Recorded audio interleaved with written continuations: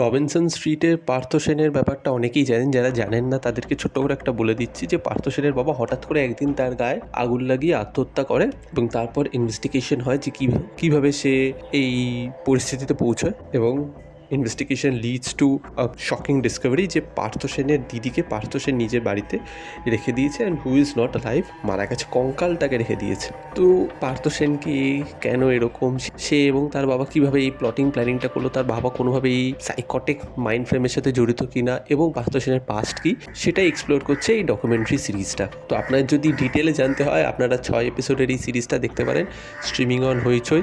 প্রতিটা এপিসোড এই ধরুন 22 থেকে 24 মিনিটের ভিতর লয়টার করছে। তো আপনারা ভেবে নিন আপনি 2 ঘন্টা 20 মিনিটের একটা সিনেমা দেখতে বসেছেন। তো কেমন হলো এই সিরিজটা? দেখুন, সিরিজটা হইচই তো খুব একটা বেশি ডকিউ সিরিজ বানায় না। আমার মনে হচ্ছে মুখ্যমন্ত্রী তারা একটা বানিয়েছিল এর আগে, তারপর এটা এর মাঝখানে রয়েছে কিনা আমার খুব একটা খেয়াল পড়ছে না। তো দেখুন, এই যে কেসটা রয়েছে, কেসটা খুব ইম্পর্টেন্ট এবং খুব টুইস্টেড।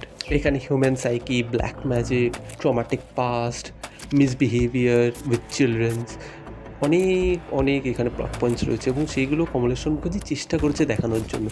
কতটা সফল হয়েছে, কতটা অসফল হয়েছে সেটা আমি এবার বলবো।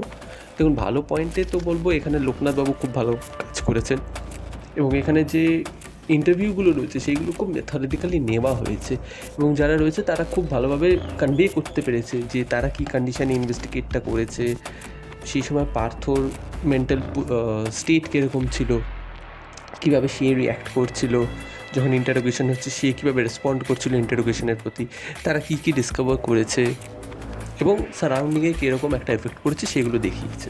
সেইগুলো মোটামুটি ইন্টারেস্টিংভাবে দেখাতে পেরেছে কমলেশ্বর মুখার্জি। কিন্তু আপনারা যদি নেটফ্লিক্সের সিরিজটা দেখেন, যে প্রচুর নেটফ্লিক্স এরকম ডকিউ সিরিজ করেছে, সবচেয়ে ইন্টারেস্টিং হচ্ছে বুরারি মার্ডার কেস।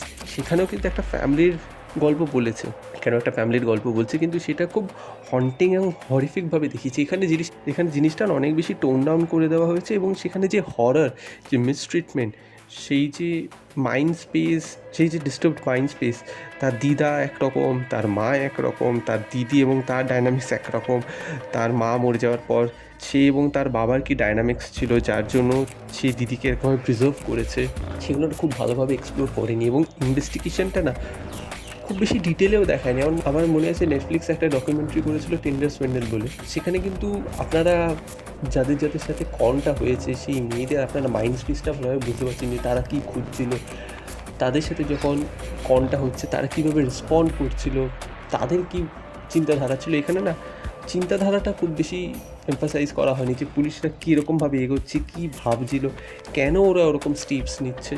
তো ওইগুলো খুব বেশি ডিটেলিংয়ে দেখায়নি। যদি একটু ডিটেলিংয়ে দেখাতো জিনিসটা অনেক বেশি ইন্টারেস্টিং হতো, অনেক বেশি এঙ্গেজিং হতো।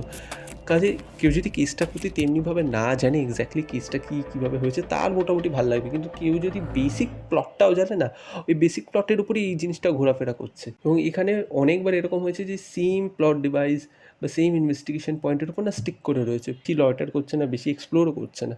কারণ জিনিসটা না একটা জায়গায় গিয়ে স্ট্যাগনেন্ট হয়ে যাচ্ছে, মানে মনে হচ্ছে ওই এপিসোডটা ওটার উপরই ফোকাস করবে এবং অন্য কোনো অ্যাসপেক্ট এক্সপ্লোর করবে না বা দেখাবেও না, কিন্তু সেই জিনিসটা ওটা। এবং এখানে ড্রামাটিক রিপ্রেজেন্টেশন তো হয়েছে কিছু সিনের, যেটা আমরা সবাই জানি, কিন্তু সেটাও না সেরকম হার্ড হিটিং না, সেরকম স্টে করবে না আপনার সাথে।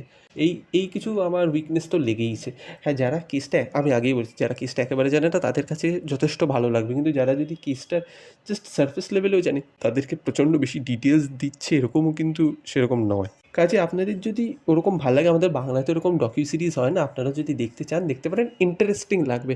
হ্যাঁ, আপনারা যদি নেটফ্লিক্স বা বন্দ মে থা থাম বা অ্যামাজনের যে সিরিজগুলো রয়েছে ডকিউ সিরিজ, সেইগুলো যদি দেখে এটা দেখতে বসেন, হ্যাঁ আপনার অনেকটাই সাবস্ট্যান্ডার্ড লাগবে। তাছাড়া ইটস আ গুড ওয়াচ, চাইলে দেখতে পারেন স্ট্রিমিং অন হইচই।